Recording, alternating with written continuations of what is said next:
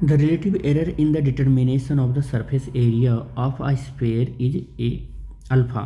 तो कह रहा है कि जो रिलेटिव एरर है एरिया का, एरिया को का अगर मैं कैपिटल ए से लिखूँ एरिया को, तो उसके एरर को डेल ए से लिखना पड़ेगा। और रिलेटिव एरर का जो फॉर्मूला होता है डेल ए अपॉन ए, ये हमें गिवन है। कितना गिवन है? अल्फ़ा गिवन है। कितना गिवन है? अल्फ़ा गिवन है।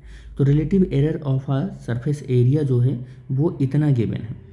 कह रहा है कि then the relative error in the determination of the volume, volume का रिलेटिव एरर आपको कैलकुलेट करना है। तो वॉल्यूम का अगर मैं रिलेटिव एरर लिखूं तो ये होता है रिलेटिव एरर का फॉर्मूला।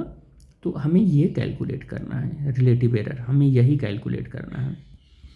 तो एक चीज़ मैं आपको बताऊं कि अगर वॉल्यूम का फॉर्मूला मैं लिखूं तो ये होता है 4/3 पाई आर क्यूब। ये होता है किसी स्फेयर के वॉल्यूम का फॉर्मूला, ठीक है।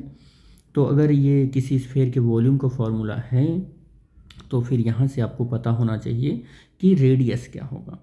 तो अगर मैं कहूँ कि एरिया लिखूँ इसका, तो 4πr² हो जाएगा स्फेयर का एरिया। तो अगर मैं इसका रिलेटिव एरर निकालूं तो डेल ए अपॉन ए हो जाएगा। 4π कांस्टेंट है, उसका कोई रिलेटिव एरर नहीं निकलेगा, तो यहाँ पर डेल r/r निकल जाएगा। और ये जो डेल ए अपॉन ए है ना, इसकी वैल्यू जो है वो अल्फ़ा है, और ये वैल्यू 2 है, इंटू डेल r/r हो जाएगा। और del r/r is equal to α/2 हो जाएगा। और यहाँ से अगर मैं इसका रिलेटिव एरर निकालूँ अब, तो डेल v अपॉन वी, और ये कांस्टेंट वैल्यू है, इसमें कोई एरर नहीं होगा, और 3 डेल r/r हो जाएगा।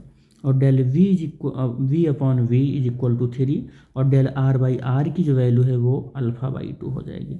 और del v upon V is equal to कितना हो जाएगा? 3/2 अल्फ़ा।